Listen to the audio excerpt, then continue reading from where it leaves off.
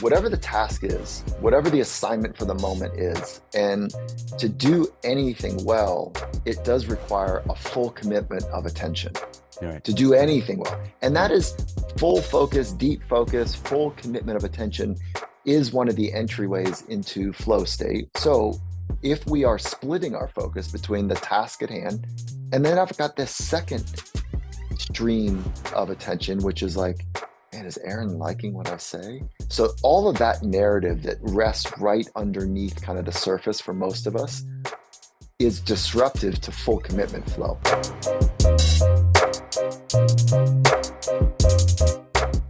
Hello, my name is Aaron Wexler, and welcome to another episode of Within the Game. Let's go. Within the Game is all about this exploration of inspiration, and I'm just so happy to be on this podcast journey. So thank you to all the fans and listeners of the show. If you can support the show, a great way to do that is click that like, subscribe, buy a copy of The Inspired Athlete, leave a review, do anything that you feel called to help support the show. And please follow and support my guests. And today's guest, for the second time, is the one and only, the key holder, Dr. Michael Gervais. Dr. Mike, thanks so much for being here, man. Oh, listen, I love the way that you show up in the world and the energy and the inspiration you bring. So it's a treat to be here with you. So yeah, thank you for including me. Thank you, man. Thank you. And so a quick intro for you. Dr. Michael Gervais is a world-class high-performance psychologist, the host and founder of the Finding Mastery podcast, which I'm such a huge fan of, and the author of this new book, which just made the US Today best-selling list, The First Rule of Mastery, Stop Worrying About What Other People Think of You, which we're going to do a deep dive into today. Your Instagram is at Michael Gervais and website findingmastery.com. Again, Dr. Mike, I appreciate you. And, the first thing I like to start out with all these episodes is this idea of inspired living. But because you're on the show for the second time, we're going to go a step further. I'm going to ask you about this idea of the inspired athlete. What is that? What does that mean? Oh, you're living it. Yeah, like you're asking me out of like kindness, but you really understand it. Not only is it the title of your book, but you are living it. So when we think about inspiration, nothing I'm going to say will be net new to you, but maybe it'll just ground us or have something to reference. For me, inspiration is born on the Latin of inspiritu, which means to breathe life into. And so that animation of spirit, that buoyancy meets groundedness. And I know that can seem esoteric, but the inspired person has the ability to be where their feet are, to be right where their body is, to be at home with themselves, wherever they are, whatever the conditions are. And they have this elevated sense of like how that they're going to be agile to meet the demands of the moment. So there's this groundedness, there's this buoyancy to them, there's a spark, there's the animation of everything that is required to meet the demands of a moment.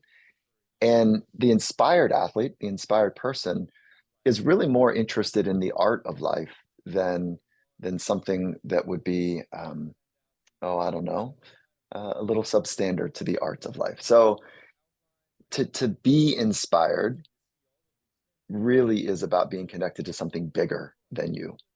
And so if it's just about you, that flame, that inspiration gets damped out pretty quickly.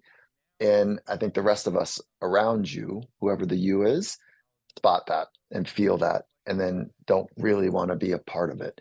But the inspired human is one that is able to be part of something bigger, breathe life into that big purpose, and invite people to be part of it. And if they're not about it, then we don't want to be about it. So you have to 100% be aligned to have a consistent sense of inspiration. So I'll pause there, but those are a few framings that I think about when I think about inspiration. See, dude, this is why I love you so much. And this is why I wanted you back, because you just have this way of framing things. And I just so appreciate that. And for me, we're going to talk about purpose, because I know you talk about that a lot in your book. But my purpose, I'm just sharing with you publicly. I've realized lately that my purpose is to share inspiration. It's just to share it. It's to explore it and share it. It's just that simple. And, Very cool. And it feels good. It feels so good to know that that's my purpose. Right. And so, yeah, I just wanted to share that with you. Yeah. So Aaron, I appreciate it. And like, let's imagine, let me better understand. So let's imagine you are sharing and living aligned to inspiration, Hmm. right? Like to share it, you have to be it. Yep. And then to share the inspiration of others and the way that maybe science supports it, or, the greats, whoever they are, living aligned to it. If that is if you are so blessed to have that as your focus in life, what is that in service of? Hmm. Wow. What is that in service of? Well, the first thing I think of is alignment with my own spirit. Like that's Hmm. first, right? And that's what you Hmm. talk about in your book. And that's why Hmm. I just totally agree with you on that and that on the alignment part first. But then it looks like this outward sun energy. It's like this shining, right? Hmm. Once you get that alignment, and then it's like this non-judgmental, unconditional love. So let's imagine you've got a community of folks that are like that. Let's call Yeah. it 10, 1,000, 100,000. Let's just think of like a team or crew of 10 people, Okay. and they are in the inspired life is happening on a consistent basis. What would you hope that group of people would be in service of? The well-being of everyone There you and go. Mhm. the constant radiation of energy of appreciation of all things. Look at you. Yeah, there you go. That's what I think your purpose is. Yeah. So that's far greater than you, right? Yeah. The commitment to helping others live well.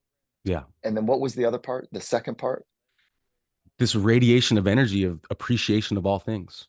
Appreciation of all things. Yeah. Yeah. I mean, so you're anchoring to one of my teachers, Thich Nhat Hanh, which I didn't get to know in person. He's no longer physically with us, but um, I've had two teachers when it comes to meditation. Two that you'll know. One that was private and most people would not know. And I first was introduced to mindfulness and the Zen traditions about 25 years ago. And Dr. Walter Rutherford was the first person to introduce it to me. He was a Vietnam vet, came back from war, and thought, "I'm good."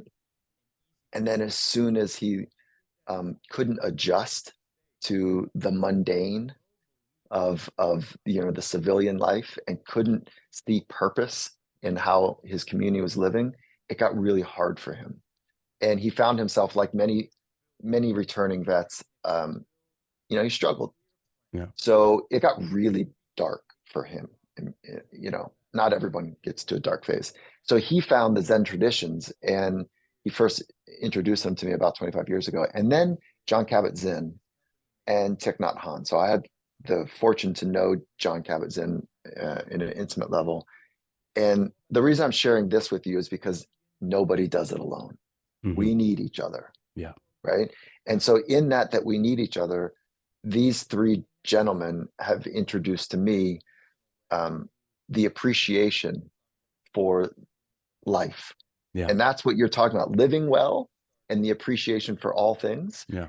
And so you're resting right on some of the foundational principles for the Zen traditions. And I would dare to say all 11 world religions would probably nod their head to exactly what you just said, which is cool, man.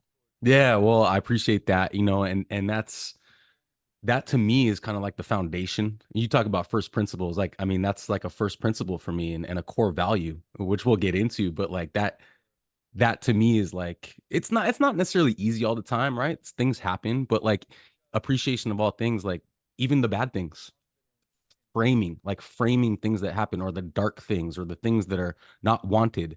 Can we frame them in appreciation for them because somehow they are helping us, somehow they are for us, somehow life, everything is for us, it's happening for us, right? And that So framework there's, you've helped me. Yeah, go ahead. yeah. Oh, that frame. Yeah. Sorry, there was a delay. No, keep Yeah. going. You're on it. No, I was just gonna say that framework you've helped me personally so much, Mm. directly and indirectly, with just framing that framework of that. Like, how do you frame something? Yeah, exactly. Yeah. Especially Like how do you especially see the it? Mhm. especially the bad things, especially the dark things, the Well, negative what if, things. but what if we did it another way? What if we said, instead of framing anything good or bad, Mhm. which is like putting a judgment on it, Sure.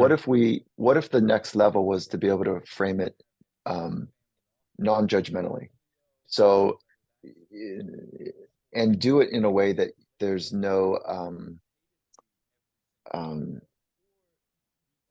label to it, but rather you are experiencing the moment as it is and not trying to do this dichotomy between this is good, that's bad, 100%. as opposed to sitting more in the middle of those two, which is again another first principle for the Zen traditions, which is to accept what is and eloquently adjust. No, So 100%. it's not good Yeah. and bad.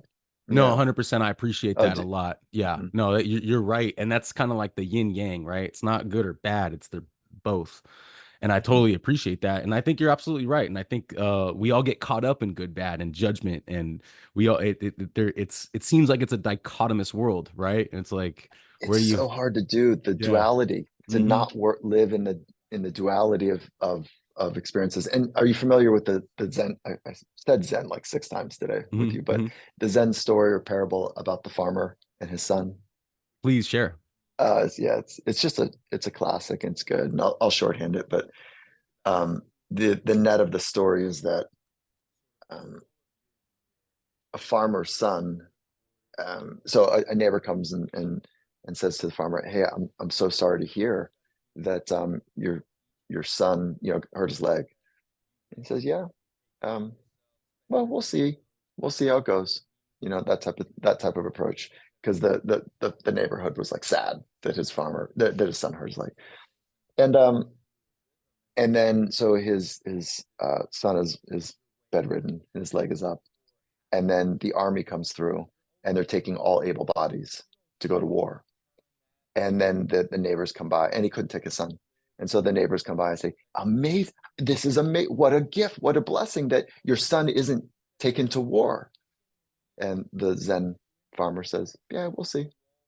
Maybe Right, it's right. good, maybe it's bad. We'll see. Yeah. That type of like we don't really know. So let's not get in the business of labeling. We don't really know if something is quote unquote good or bad. Yeah. There is evil though. I will grant that. there there is love, there is evil. Yeah. There's some dangerous, scary people in this world. I don't know if you know any of them, but they are heavy. Well, yeah, and there's also a lot of there's also a lot of FU energy in the world right now. With the Middle East and just there seems to be a lot of this happening right now. For those listening, I'm hitting my fists right now together. It just seems like that. But that's why I'm so excited about the message that you're offering right now, which is this FOPO, this idea of fear of other people's opinions and how that can be the number one constrictor of this appreciation of all things or mastery, right? And we'll get into that, but I so appreciate that message. You actually made me aware of that on our first talk. And I thought about it so much, and so many people like came to me and were asking me about you and that message. Mm. um it's so big, it's so big, and Are we it talking about FOPO? Or yeah, is we're that talking the about FOPO is yeah, fear of other people's opinions. yeah, And that part. Mhm. yeah, Do you and do on you top of do you yeah, go ahead. do you recognize that in yourself, or am I Yes. just the weird one? Yeah, do you No. recognize it in you? 100%. But I Yeah. wanted to say, because last talk we had, you also brought up something called meta awareness, which I think they go hand in hand, because now that I'm aware, not just aware, meta aware, which I'd like you to redefine for the audience. I'm aware when I have the FOPO. Now I'm like, oh wait, that's FOPO. I can label it and I can very quickly transfer that energy of like, no, I don't need that right now. There you go. Yeah. So we meta awareness is like what I think, if I remember our conversation, what we were talking about is like I can be aware of myself in this moment, which one might be one of the most powerful things as a human we can do is invest in increasing our awareness. And then there's a second step, second investment that's important. I'll get to that in a minute. So there's awareness. I can have awareness of me. And then there's this concept of metacognition or meta awareness, which is I can also be aware if I almost like float up to the corner of the room I can also be aware from a drone's perspective how I am um, engaging in this relationship with you, how you might be experiencing this, how the whole kind of setup in this room is feeling. And Yeah. so there's a metacognition, meta awareness that is different than just the singular awareness of oneself. Yeah. And so it's really cool when it happens, and it changes your experience from being like if you and I are playing a video game and you're a first person driver in a video game, and it's like the corners are happening fast and it's coming really, and you have an adjust. It's like, well, where did that corner come from? And like there's a speed to the unfolding moment that is just kind of life. Yeah. And then if you can zoom up, you can see the corners from a bit of a different vantage point.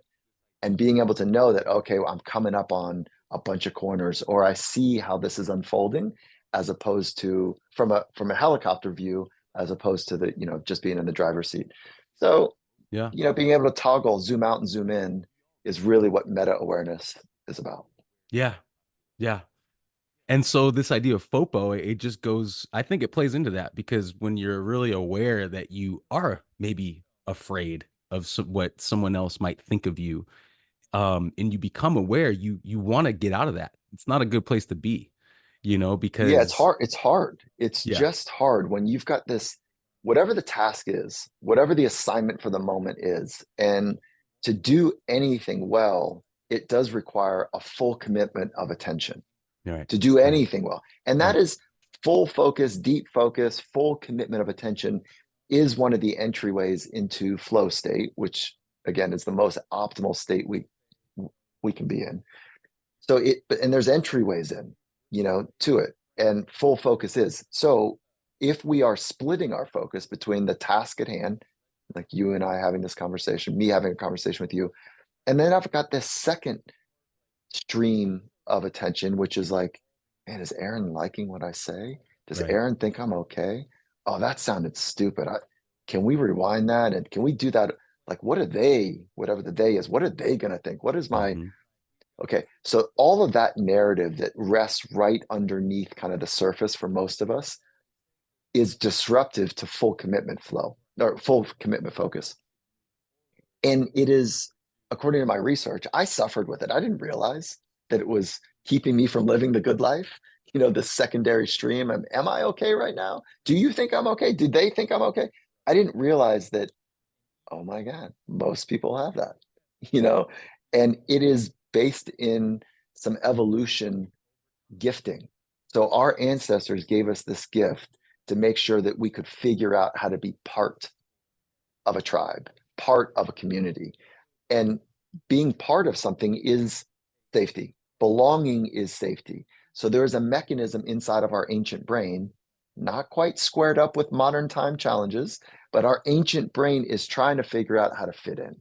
So Yeah, we're very sensitive to the slightest hint of potential rejection. right. And that's this whole thing of FOPO. It's like, yeah, there's a fear. We should have a fear of what they think of us, because if we completely blow it, they're going to kick us out of the tribe.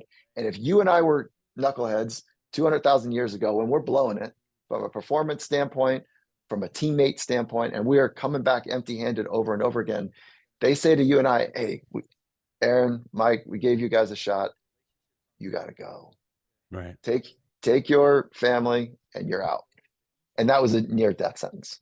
Yeah. It's not that anymore, though. It's not a near death sentence anymore, because there's lots of places we can go to quote unquote fit in to be ourselves. But we've got this ancient system that's saying, make sure that they see you, make sure that you're not getting rejected, make sure that you're being accepted. And that mandate is so strong from a brain perspective that it collapses us to just fit in, to Right. be small, to play it safe, to not blow it, to don't take those risks, you know. And we see it in sport too. We shorten our serve, or we swing a little too hard, or like we over press, or we get paralyzed from a performance standpoint and not knowing how to take action.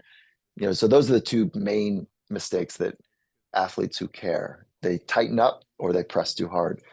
And that is usually designed, I'm sorry, that is usually the artifact that is usually the consequence of caring too much Right. about needing something, needing an outcome to be okay. That's a performance-based identity, or needing approval to be okay. That also is a performance-based identity. Hey everyone, thanks so much for being a fan of the show. I really appreciate your support. And if you'd like to further support the podcast, please grab a copy of my book, The Inspired Athlete. The Inspired Athlete is all about my personal growth journey, my athletic journey, my spiritual journey, all combined into one. And really, the idea is that the energy of the inspired athlete is within us all, and it's up to us to evoke that. And whether you consider yourself an athlete or a competitor or not, it's my belief that the energy of the inspired athlete is within us. Even if you just decide to take a deep breath and just move your body, that's the inspired athlete. So it would mean a lot if you could help support the book project as well as the podcast by grabbing a copy. Links to the Amazon paperback version as well as the Audible audiobook version are listed below in the description. Thank you very much for your support. Stay inspired, y'all. I have a whole section on identity, so I want to come back to that. But Cool. for right now, let's just define FOPO in a very clear way for the audience who might not be familiar with your book, which is awesome, by the way. Guys, go pick this Thank you. pick this book up, because honestly, I feel like it is the number one. You say it's the first rule of mastery. I think it's also the number one constrictor to freedom. You talk about it as the number one constrictor for people's potential to achieve greatness, which I agree with for sure. Mm-hmm. But Mm-hmm. just what about that idea of freedom? When you just said flow state is like the number one kind of state we can be in, or the top. What about freedom? Is that kind of the same thing? Yeah, when we are, so flow state is, that concept's been around for hundreds of thousands of years. It is a complete immersion in the present moment. Yeah. And so when we are there in those moments, it is freedom. The, Yeah. the reason that the researcher, Mihai Csikszentmihalyi, Dr. Mike, as he's colloquially known, the reason that he coined it flow state is because when he researched what this optimal state is, people kept saying, I just felt like I was at one. I just felt fluid. There was just this like ease that was taking place. And so he said, oh, like you were flowing. And they're like, yeah, like I was completely free is another way that people could say it. I was unencumbered by what was happening, what would happen if it didn't work out. I was unencumbered by all of the noise of the world, and I was completely connected to the task at hand in a extraordinarily different way than normal life. Yeah. So yeah, I would nod my head 100% to that feeling of freedom that comes with being completely on time with the unfolding present moment. Yeah. And going back to the way we started this conversation, I mean, I feel like that's what we're here to experience. We're here to experience joy, freedom, inspiration, limitlessness, tapping into our full potential. And so when you bring this idea up of FOPO as the number one restrictor, let's attack, let's get into it, let's lean in so that we can shift it. Right. And that's my intention for the rest of this conversation. How can we lean in? How can we become meta aware of that FOPO, and how can we shift it? So let's get into that. I would like you to describe where this idea came from. Talk about the article of the Harvard Business Review and how this kind of Oh came yeah. to be. Yeah. Well, I was Harvard Business Review asked me to write an article, and I thought, yeah, okay, cool. Like, what do I want to talk about? And I thought that it was like, I don't know, more my story and some of the elite athletes that I spent time with over the last 20 years that, that they experienced this thing, this fear of people's opinions. And how does it show up for an elite athlete? They never called it FOPO. That was I just had fun kind of riding the coattails of FOMO. Mm-hmm. And Fear of missing so they out. say fear of missing out. Thank you. Yeah. They would say things like, man, I don't want to look stupid. Listen, I don't want to go and let people down. Right. I don't want to let my agent down, my parents down, my wife down, my kids down, my coach down, my teammates down. Like, I don't want to blow it. And I was like, yeah, I really understand that feeling. And there was this trend line that I noticed that as soon as people got an agent, so this is pre-draft, if you will, as soon as they got an agent, it started to change their psychology. And the psychology was like, whoa, someone sees me and betting on me and like wants to support me and like their livelihood is connected to my performance. And it changes their psychology, usually not in an expansive way, but it tightens them up a little bit. And then I saw a trend on third contracts. So when an athlete signs a third contract where, for generations, if they do it right, money will be fine for the family. The third contracts tend to change the next generation's experience of wealth or riches.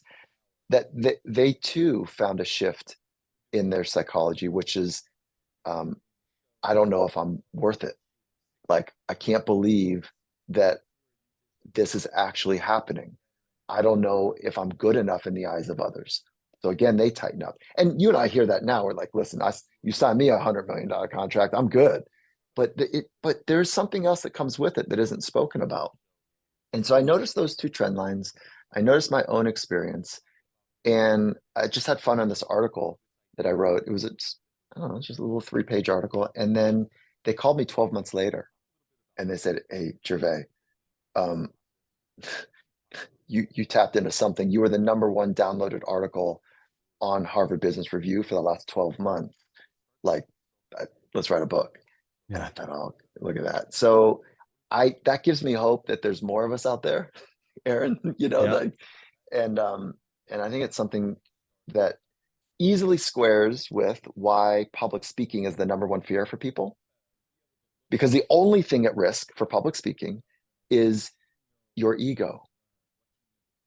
The real thing at risk, when you public speak, there's no bows and arrows, there's no weapons that are thrown, if you blow it on stage, but that the danger rests behind the eyes of the audience. Yeah. What are they thinking of me? Am I going to be ridiculed, rejected, kicked out? Or am I going to have a chance to be part of something? And if you're already part of it, why take the risk? That's how most people think.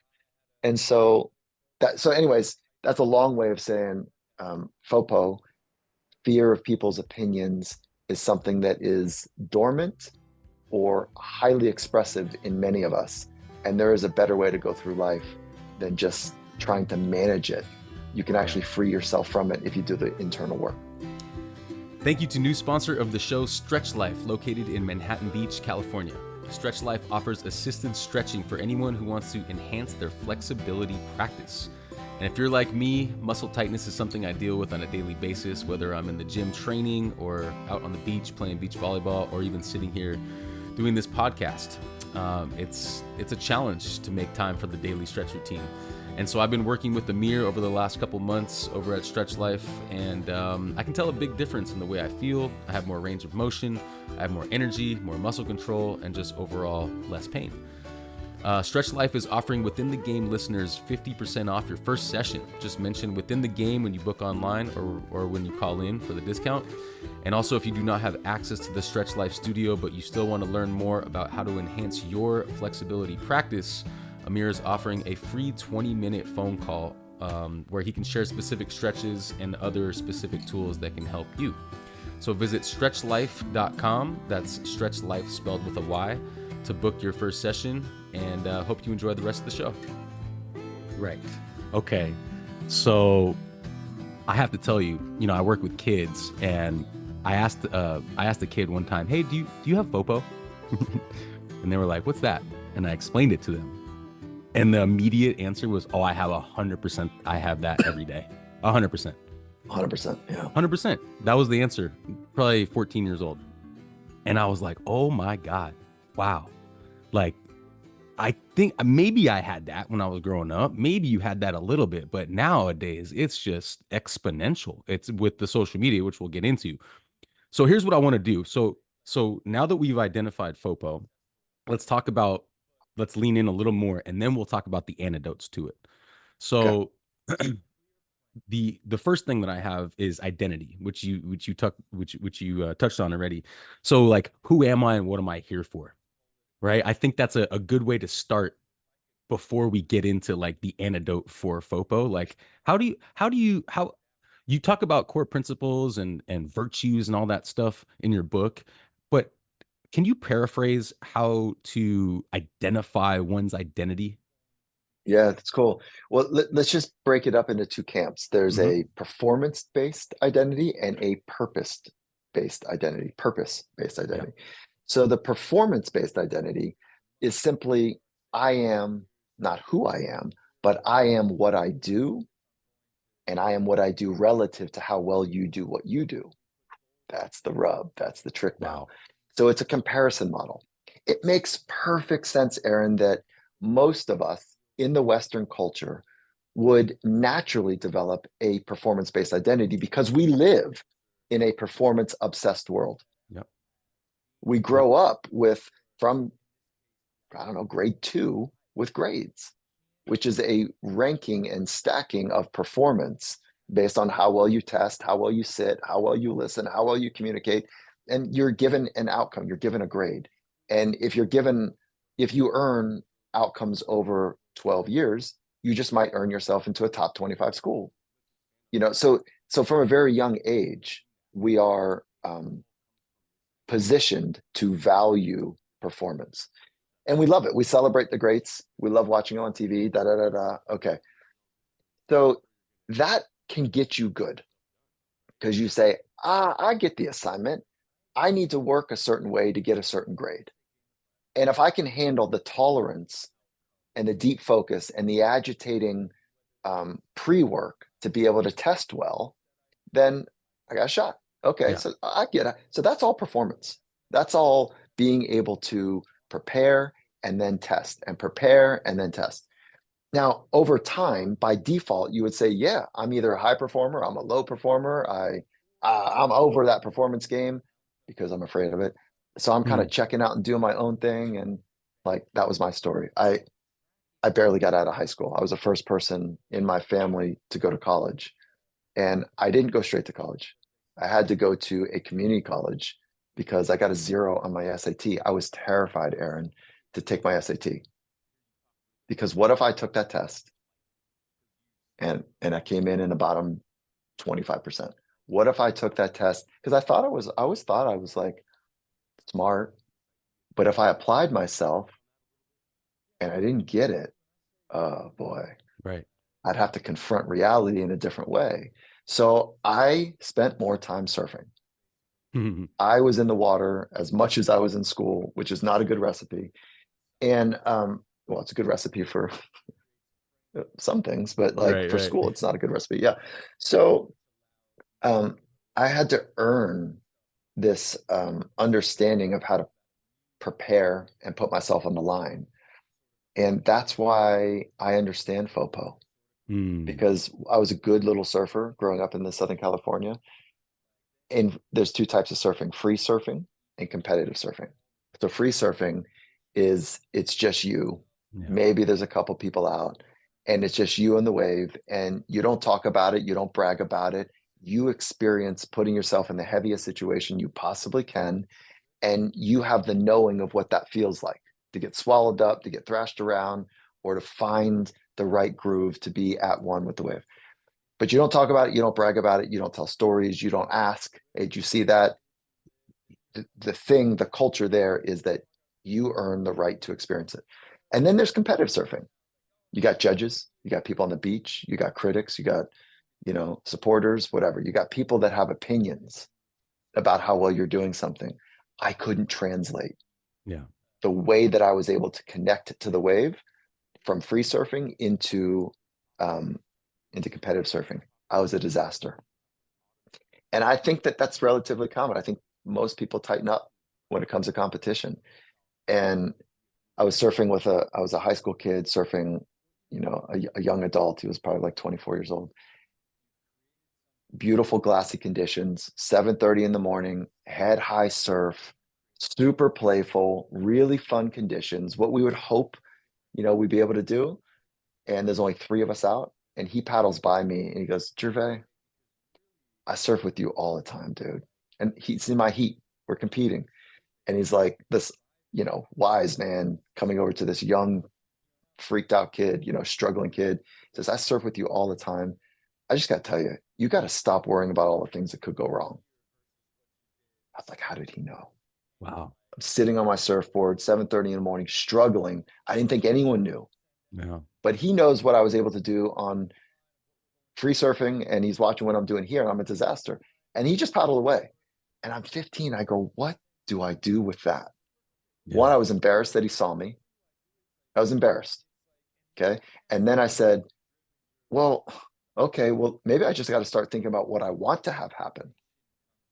So there's this like little experiment that I ran, and it helped. And from that moment, Aaron, I was like, what is this mind thing? What just happened? I went from a struggle state to a thriving state, like with a couple snaps of a finger. Hmm. And I wanted more of that. Yeah. So that's what set me down the path to formally study it. And so I don't know how I got to that part of my story, but I hope maybe somebody that in your audience can feel that what it's like to not have direction, to push against the grain because you're afraid to be tested, and then Hmm. there's hope to come full circle to be like, no, I want to be tested, but my identity will no longer be part of what is being tested. It's simply the skill. Right. It's simply my preparation. It's simply a moment of it's a moment of information that I can do something with to keep growing. And so that's what going from a performance-based identity, I am what I do, how well I do it relative to you, to a purpose-based identity. So a purpose-based identity is it's so much more powerful, man. But before we get into that, I also want to make sure that you can be the best in the world with a performance-based identity. Yeah. It Yeah. fuels just enough anxiety, just enough unsettledness to go work harder than you did yesterday, to go work harder than maybe anybody else on the planet. And it's up to the listener to decide if they're trying to be their best or the best. There's lots of ways you can get better at something. I would support focusing on being your best because you can control that. You can't control what other people do. But there's plenty of folks on the world stage are like, look, I just want to be the best in the world. Yeah. I got a performance-based identity. I don't even know what you're talking about. I just want to be the best. For sure. Enough of For that sure. mumbo jumbo. Okay, so I flip over to purpose-based for a minute because that's where like this incredible freedom comes from, where I I want to be great, my best, because it's in service of something far bigger than me. And if I can use this mechanism of my life to be able to point to something that is meaningful, that matters to me, that's bigger than me, that it's got this horizon that I can't solve this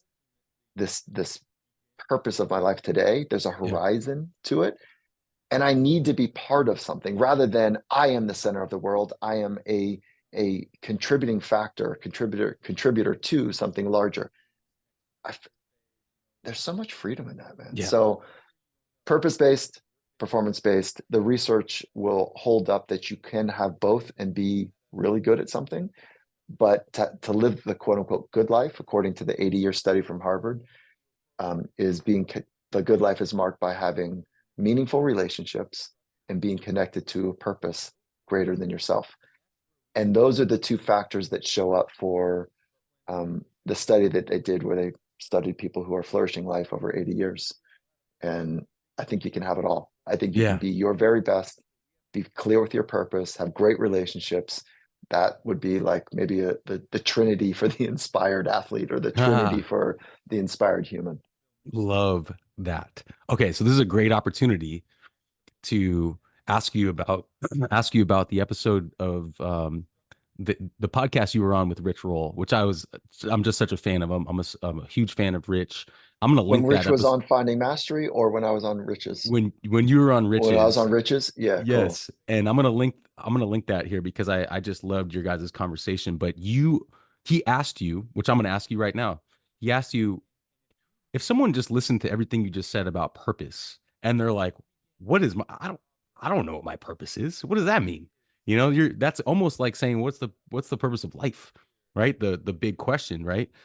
But you offered such a cool answer to that. I was hoping you could offer that here now. I don't know if you Oh remember man, what you said, but remind me. No, no, okay, let me okay. riff and we'll see. We'll see. Like, yeah, Well, I love that question. I really yeah, love the question. because it's tricky because I agree with you and it sounds so nice. Oh yeah, find out what your purpose and be purpose based.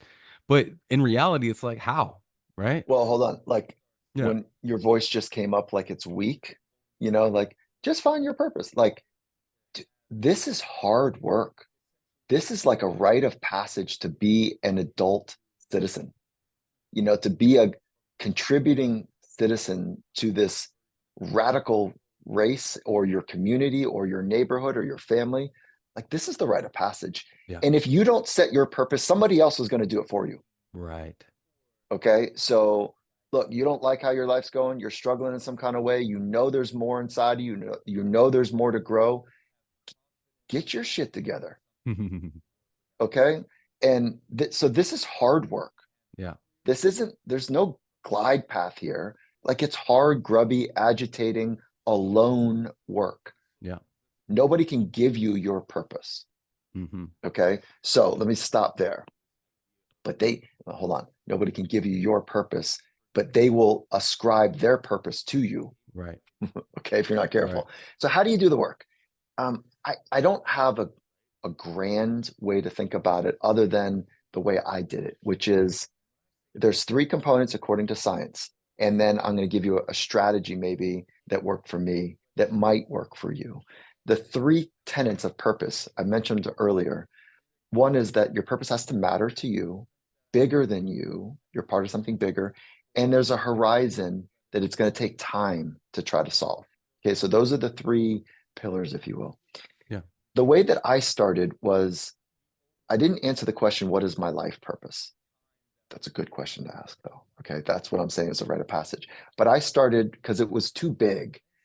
I started with, well, what is my purpose today? And it's a thin slice. It's just super simple to be like, what is my purpose today? I Mm. want to be a great dad. I want to be a great partner. I want to be a great entrepreneur.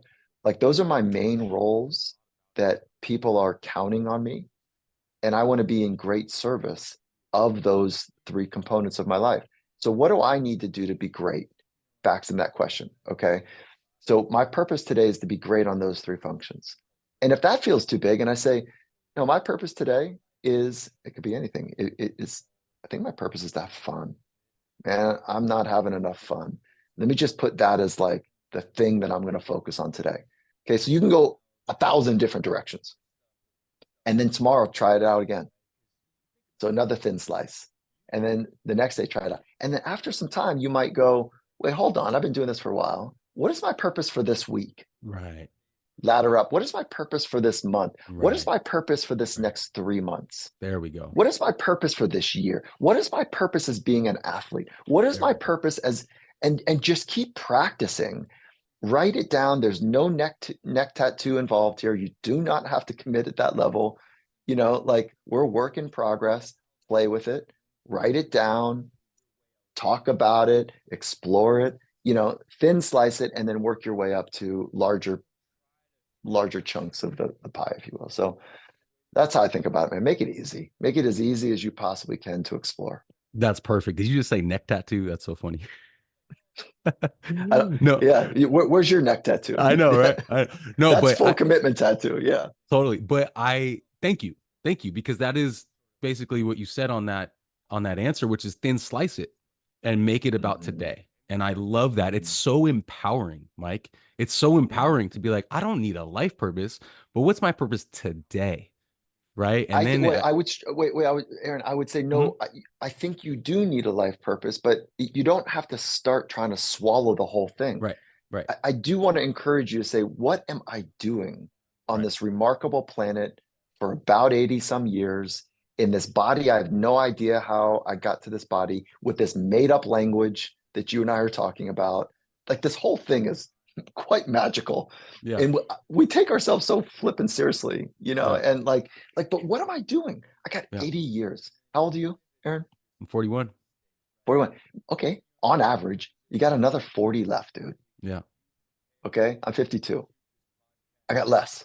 Okay. I'm trying to extend it past 80, but I'm actually not interested in the duration. I'm interested in how I'm going to spend my time here because we don't know if I bust tomorrow. Like we don't know. So I want to live the good life. Yeah, man. I want to live the Yeah. good life. And that's not metallic. It's not, it's not that big house on the hill. I want a nice house. And if it happens to be the biggest house, dope, but it's not for that service. Yeah. It's not in service of the bigger house. I want to be part of something that's badass, Yeah. like that has fire. And I want to do it with people that have fire. You call it Yeah. inspiration. I Yeah. want to do it where there's a fire in the belly. And we hire really slow at Finding Mastery. Hmm. And because we want to make sure that people on our team are bringing it. And it's not an easy thing to do consistently. No, for sure. But I love the thin slice. So that was it. So let's move on. So the next thing I want to ask you about, and this is all about awareness of FOPO, right? Is the difference between caring and worrying. And I think this is big. And before you answer, I just want to just remind people that you use the word worry. Stop worrying about what other people think of you. You didn't say stop caring. So yeah, what's the difference and how do we stop worrying? Okay, cool. I'm glad you brought it up. Yeah, we don't need people in this world that don't care about anything, really. Like caring about what people think is very different than the excessive worry. Yeah. So narcissists, sociopaths, Machiavellians, you know, people that are like dangerous, they don't care. Right. Selfish, no, they don't care. So I'm Right. not saying decrease empathy. I'm saying actually increase empathy. But one of those mechanisms to care about what people think is to not have their thoughts dictate your experience. The most powerful people, Aaron, their external world does not dictate their internal experience in life. Hmm. So they're working from a different place. They're working from the inside out. So worrying is this excessive palpating or tapping into what did they just think? Oh, Yeah. I don't know. Like, what do you think? Like when we go to this event tonight, like what should I wear? How do I walk up the stairs to this holiday party and make sure that I'm cool? The All of that purple. I'm excessive. gonna get myself a purple blazer, by the way. You talk Are you? about that in the Oh book. yeah, yeah, right. Yeah, right. Dress according to you, Yeah, like whatever that means to you. There's freedom in that too. But so the worry is this excessiveness about tuning into what they might think, and in return, that shapes how you respond to the imaginary thoughts that you think that they're having. totally. I'm so glad you broke that down because I actually looked it up. I looked up the definition of worry just Oh, to cool, just man. just to Yeah, see what you would think about it. And bring it. basically, Yeah, yeah, yeah. What did it say? basically worry. The a definition of worry is allowing one's mind to dwell on difficulty or troubles. Go. There That's you from go. Google, and Mhm. I don't want that. I don't want to use my mind space, my energy doing that. And full transparency, I've done a lot of that. I've done a lot of that in my life. Mhm. And now that I'm Yeah, it's when aware, yeah, yeah, it's like there's a place to worry.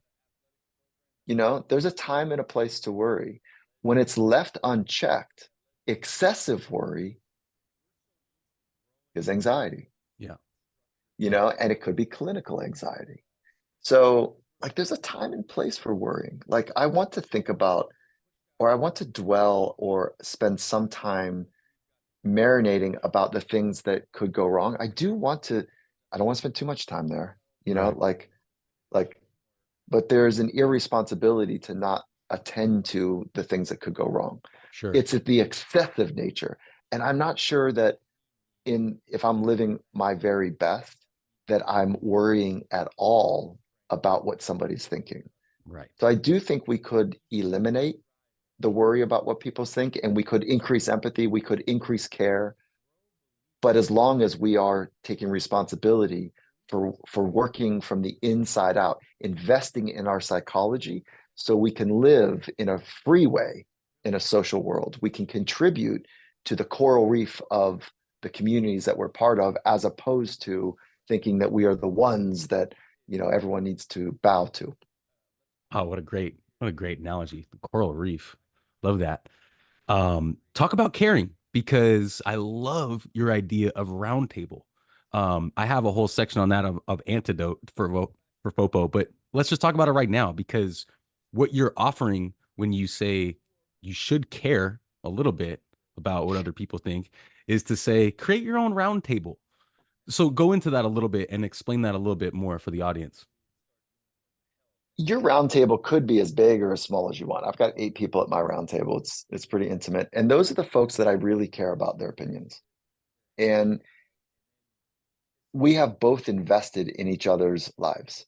So there's some criteria to have a seat at my table. And like you could have 80 people, like or three. It doesn't much matter. But I think that this idea could be in service for a lot of folks is that whose opinions matter to you Yeah. and who is your round table, whether they are still with us or not.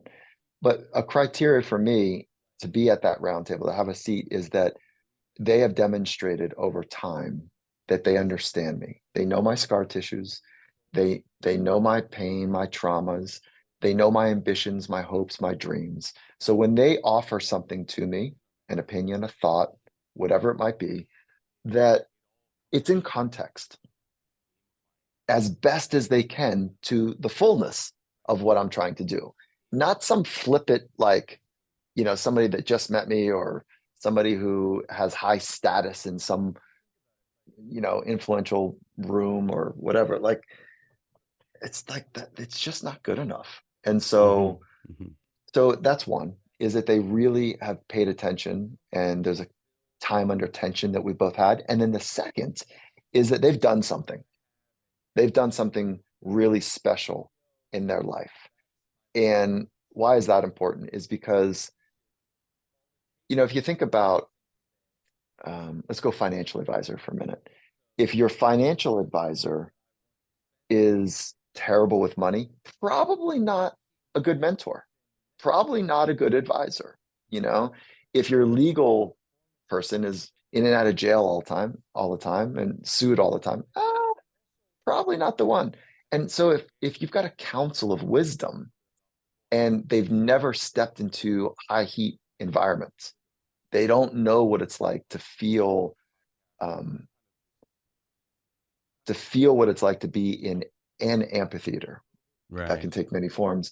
Then I don't think that I'm going to be able to really calibrate properly because those are the environments I'm in, and those are the two criteria. You've done something pretty damn special Yeah. in the life that you've lived, and there's time under tension in the relationship. So those are the two criteria for me. You can have any Uh, criteria you want. It yeah. could be anything. Yeah. And it makes great sense. It's very pragmatic. And I encourage anyone listening to this to start thinking about your roundtable. And even you could have multiple roundtables. I mean, Rich Roll was telling you that he's got multiple ones for different reasons. I Right. just And I just can't manage all that. it's a lot. Yeah, it's Yeah. good that Rich can. Like I just can't quite manage it. Like, and it's cool. I listen. There's no blueprint for the good life. Like Right. there's a couple factors that at least Harvard has suggested for us in 80 years of research, but there's no blueprint. We are making the map as we go. We are forging the forest as we go. And I love the people that have, cut a path that's unique to them and have some way to say, hey, I think that you're holding the I think you're holding the machete the wrong way. Yeah. Like Yeah. maybe flip that thing around to whack some of these weeds. Okay. So the next three things, let's go through them a little bit quicker.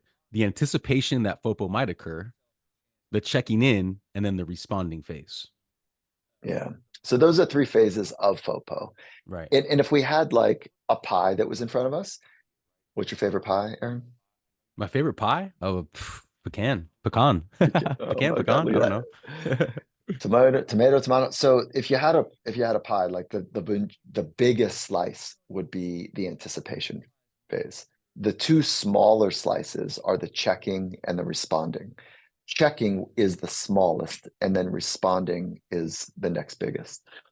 And when I say the anticipation, it's like 80% of our of people that have FOPO are worrying well in advance of an activity. Like, how is it going to go? How are they going to think of me? Da da da. And then when you're actually in the experience with another person, like on stage or hosting a dinner party or having a conversation in a public way, whatever it might be, that when you're actually in it, the checking is you're not checking to see if we're okay. You're not checking to see if the person's good. You're checking to see if if you're good in their eyes. So you're looking for the tells, the micro tells, the obvious tells, tone of voice, micro expressions. Am I okay in their eyes? And that checking in is so expensive to run that that's one of the reasons that we are tired, exhausted, fatigued, is because we've burned all of this anticipation, all of this energy in the anticipation. We've burned all of this energy in the anticipation phase. And then we're actually in the environment with somebody in a social setting. We've got this parallel focus. Am I okay in their eyes? That's exhausting. And then once we leave that setting, there's even more energy that we want to burn on it, which is talking about like how did I do? How did I manage it? And in that responding phase, there's some pretty predictable ways that people respond to FOPO. Either they conform or they contort. So think about the toxicity of those. When you contort Wow. to fit in, you are abandoning your first principles. You are abandoning your value set to be liked by others. And that code switching is really heavy. That is a very heavy thing for people to do. So that's laughing at a joke that is actually offensive to your life partner, or it's laughing at a joke that is offensive to you. But you don't want to be like uncool, and you don't want to say, yo, hey, I'm not that, like, what? Because now what during that, this is the third, confronting, conform, contort, confront, that in that confrontation, you could be highly critiqued Yeah. because you're inviting confrontation. Now, confrontation goes two ways. There can be a fear to confront, and you can confront to get on your front foot. So when you confront, it's a way for people to go, whoa, what's up, man? I thought we were cool. Oh, sorry, dude. Like, yeah, that just came off wrong. But that's a way to meet, to palpate, to check, are we okay? So if you say something to me like, my wife is Cuban, and you say something like, well, you know those south of the border people. And I go, what'd you say? Okay. And you go, and then you say, what'd you say? You say, I say, what'd you say? And then you say, no, no, no, man. No, like, we're okay. I mean it that way. Like I Yeah. meant the south of the border people are my people. So it's like it's we're I don't want to get lost in the analogy with my wife and being Latin and south of the border, but like I want to make the point that there's a secondary game that's taking place when we are under the blanket of FOPO. Yeah. We're contorting, conforming, and sometimes we're confronting, and sometimes we just kind of break off, like we can't do it anymore. So we just exit the relationship because it just feels too much. And yeah, so those are the ways. Okay, so anticipation phase, since that's the Mm, biggest slice, mhm. what's the tool set to catch yourself in the anticipation phase? Step one, awareness. Yeah. Become aware that you're doing it. Like, and once you're aware, this is like meditation practice 101. The idea is not to be at one, have one thought for 20 minutes. The idea of meditation is that what to recognize when your mind has wandered off the one thing. Yeah. So if you're focusing Yeah. on your inhale, exhale, inhale, exhale, and then you drift off to like, man, my left butt cheek hurts. Oh, wait. Oh, okay, hold on. Let me come back. So it's awareness. That's the magic moment in meditation. The moment when you're aware of your mind and you bring it back to the task at hand. So step one in FOPO anticipation is be aware that you're having this narrative. Be aware that you're worrying about somebody else's opinion that may or may not take place. Be aware. And then once you're aware, step two, guide your mind back to the task at hand. So Like awareness that. and then the skill of refocusing. Those are the two. Okay, so Those are the carry big that. rocks. I love that. No, that's great. So carry that into the biggest section I have that is probably most relatable out of this whole conversation to everyone listening, including me, probably including you too. Social media. Yeah, I mean, social media is like It's it's the crazy. broth for FOPO, isn't it? It It is, is the but broth for now, FOPO. Yeah. but now more than ever, right? That's why I got to bring this up with you because you put this book out and you're saying stop worrying about what other people think of you. And we all have these platforms, unless we're not on social media. There's some people that aren't, but I'd say most of us are on there. And so it's a big chunk of our day now. I actually looked this up. We have a we are in the scrolling culture of social media now, right? And our Mm. attention spans are shorter than ever. But on average, Dr. Mike, 2 hours a day. That's where we're at on those platforms On social media on platforms. social media, and that's an average. So there's people that are spending way more and way less, but 2 hours, that's a big chunk of the day on there. So my question is, Yeah. carrying everything we just talked about into this realm of social media, knowing that it's an attention-based marketplace, knowing that we all love attention, we do, it's nice to have. How do we how do we manage all this knowing that FOPO is there and it's not desirable? We don't want the FOPO, but we know it's there.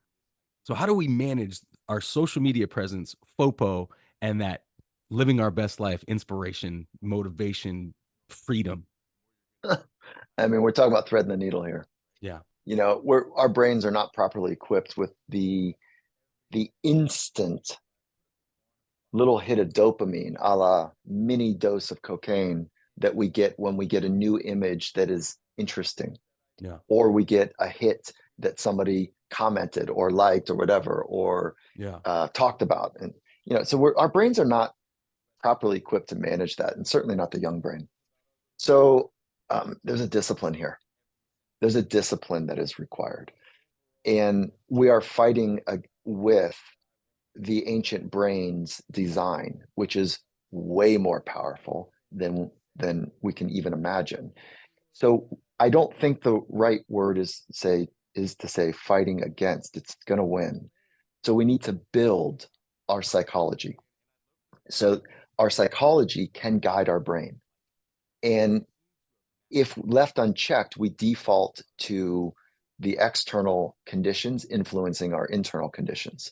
Okay, so the external in this case is the dopamine hijack mechanism of social media, which is preying on a very powerful addictive mechanism in our brain and preying on, or living on, not preying, living on our need to, our craving to be social.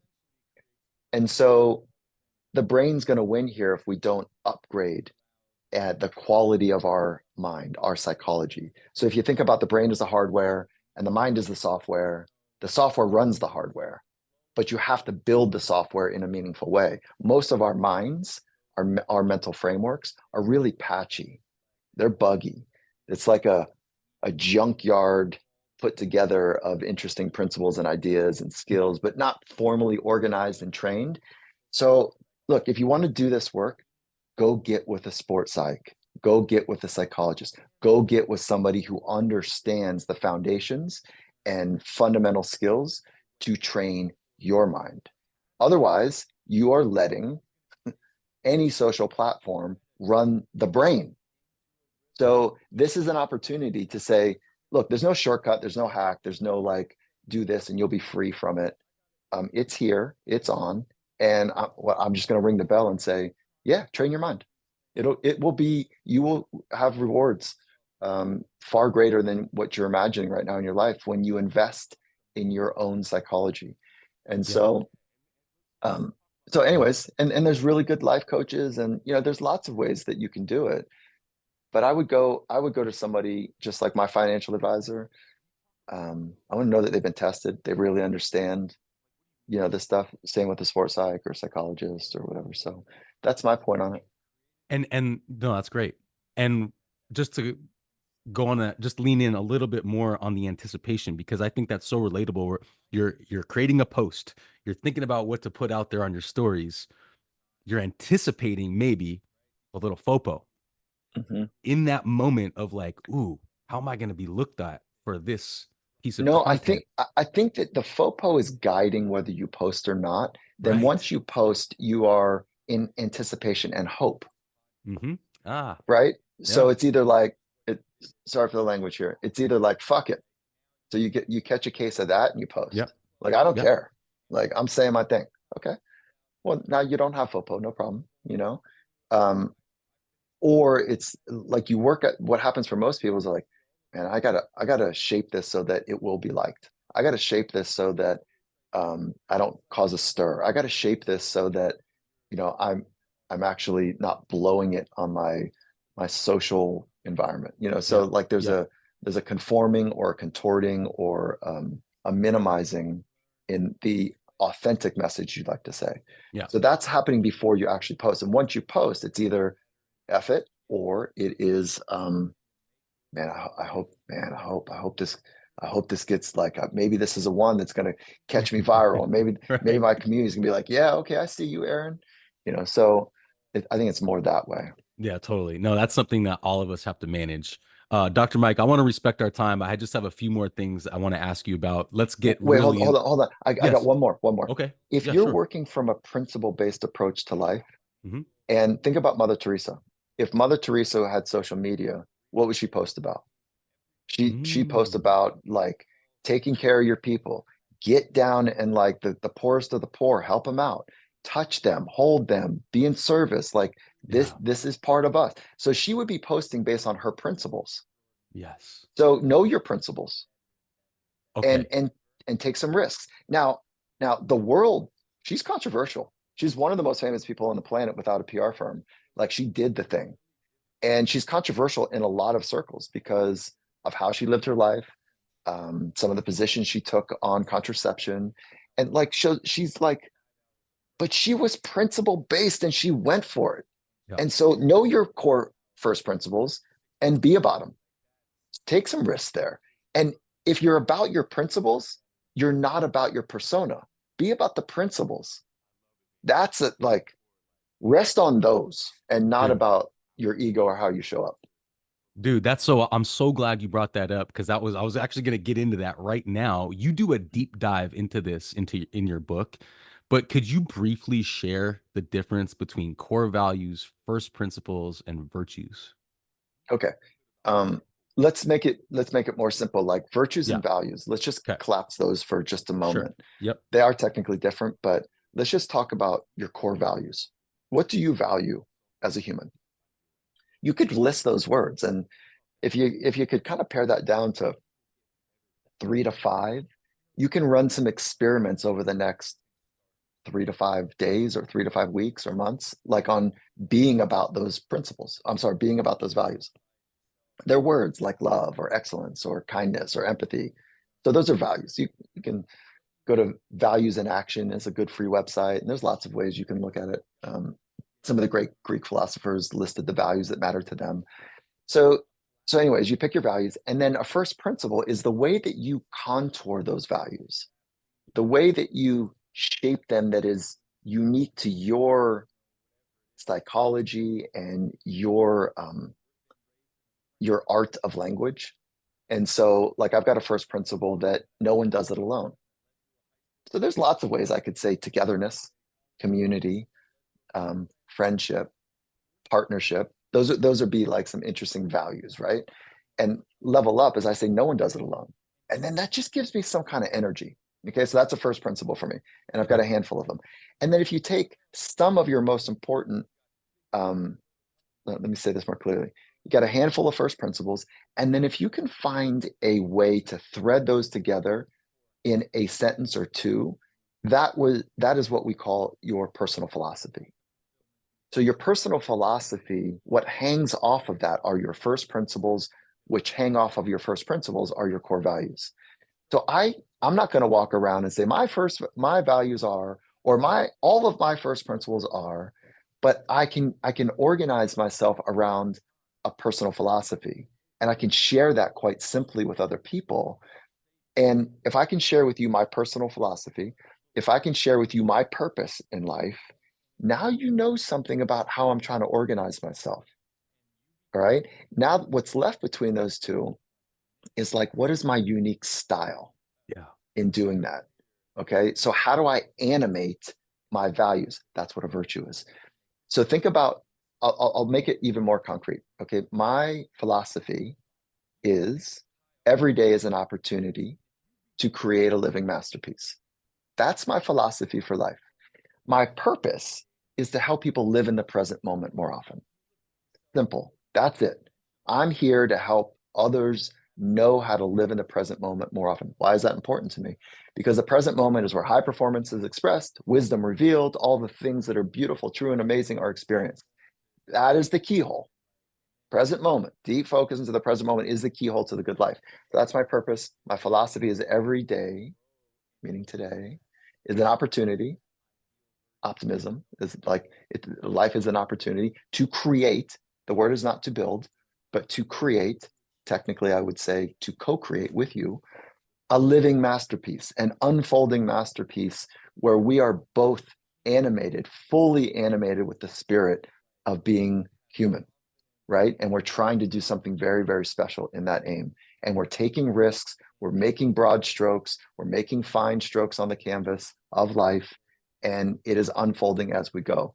So when you know that kind of thing about me, then you say, oh, okay, like how you going about it? And I go, I'm trying to do it gracefully. I'm trying to do it eloquently. But Yeah. sometimes, Aaron, I get a little animated. Sometimes I get a little edgy. Sometimes I get like I'm trying to do it this way. That's my style. And so, make it even more concrete, Dr. King Jr., he's a legend. Okay. Um, Malcolm X, a legend.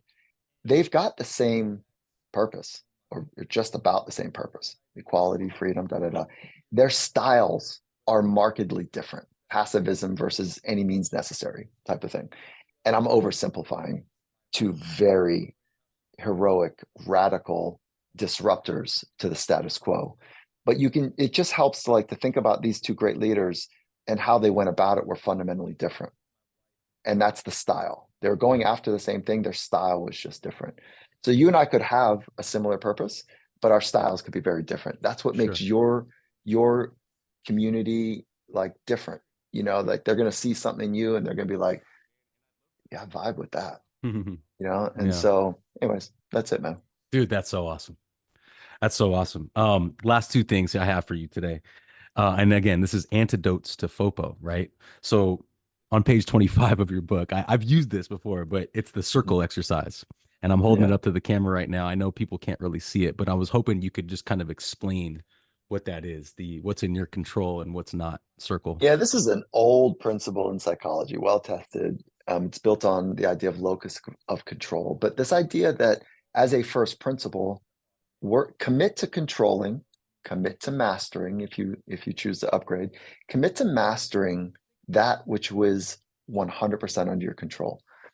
So, Yeah. and that just requires a simple little academic exercise like what are the things that are really important to you, that matter to you, that, you know, really, I'll just say it again, are important and list all Yeah. those things out on the outside of the circle. They're really important things, but you don't have ultimate control over.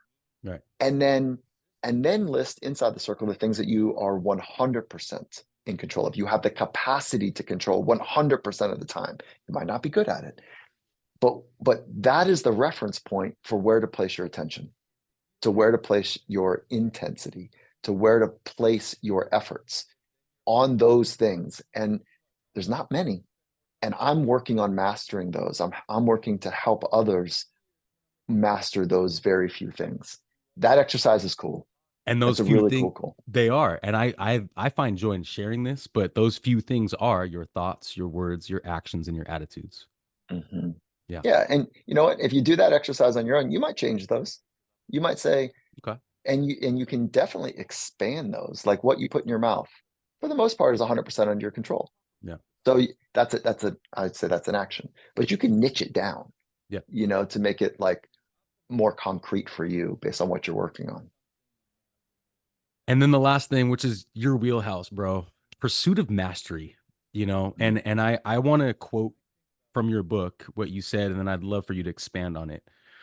Mastery is an inner directed life fully expressed. Yeah, how about it?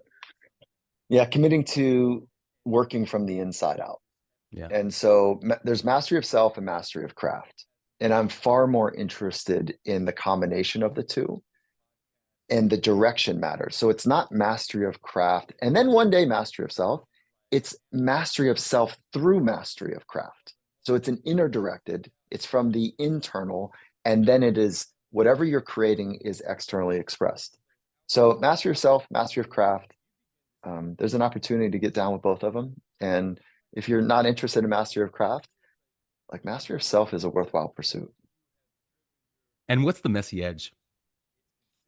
Um, the messy edge is when you're in that space where you don't know how it's going to go, and you're trying to figure it out and sort it out. You're taking some risks.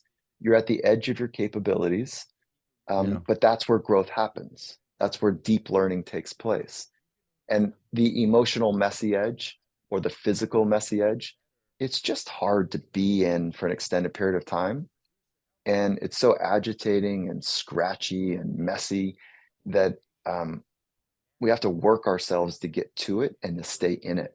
And that's where we deploy all the mental skills that we have to stay in it until we can get the unlock. And that's the messy edge. Dr. Mike, man, you honestly, you truly are the key holder.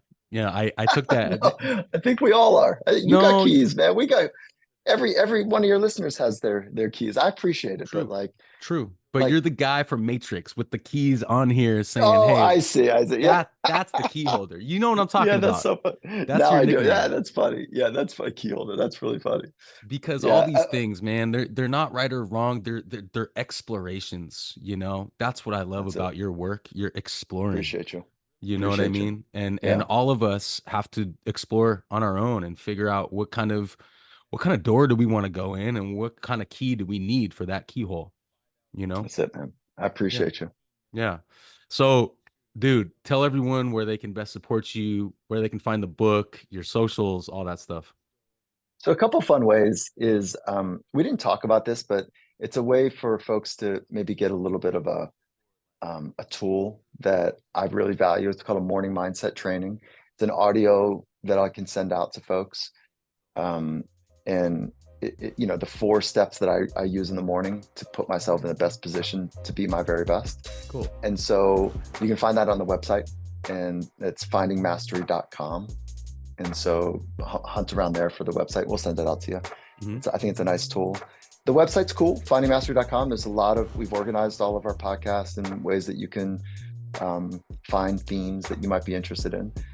Social media at Michael Gervais, and of course the podcast Finding Mastery on all of the players. It's so fun. I love your Q&A sessions, by the way, too. Oh, the AMAs on the podcast. The AMAs, yeah. Those questions that people ask are really hard, so we wrestle it down. We wrestle it down. Yeah. Dr. Mike, I appreciate you so much. Don't go anywhere. Thank you. Everyone else that made it this far, thank you so much for being a part of this conversation. Peace, blessings, stay inspired, y'all. Thank you so much.